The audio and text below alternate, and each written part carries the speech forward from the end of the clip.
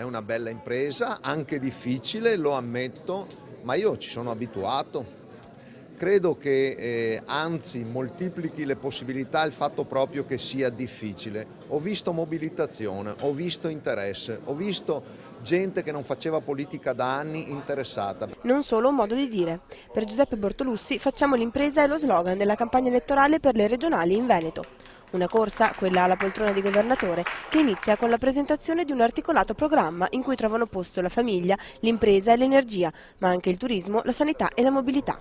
Tra tutte è l'economia la priorità per l'uomo della CGA di Mestre, che propone ai veneti tutta l'esperienza del mondo dell'impresa. E per le aziende che di energia elettrica ci vivono, diventa centrale anche il come produrla, a partire dalle potenzialità del Veneto. Il suo idroelettrico, il discorso del fotovoltaico, le biomasse, sono tutte cose che portano il Veneto verso l'autonomia. Oltre si intende alla conversione a carbone della centrale di Porto Tolle, che è la cosa più importante, ma poi noi possiamo produrne anche di più del necessario ed esportarne, rimanendo una regione verde. L'autonomia e gli enti locali sembrano essere temi in comune tra i due schieramenti.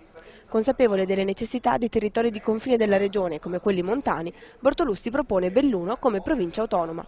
E lo statuto, priorità per Luca Zaia, è altrettanto essenziale. Non è stato approvato per contrasti tra le due forze che governavano ed è un guaio, perché si poteva avere già adesso uno statuto che permetteva di decentrare alcune delle competenze della regione, ma soprattutto di arrivare alla sussidiarietà, più vicini ai cittadini. Quando la spesa è vicino ai cittadini, la spesa è inferiore, perché i cittadini controllano. Questo è molto importante. Questo sarebbe già stato una sorta di federalismo aspettando quello nazionale.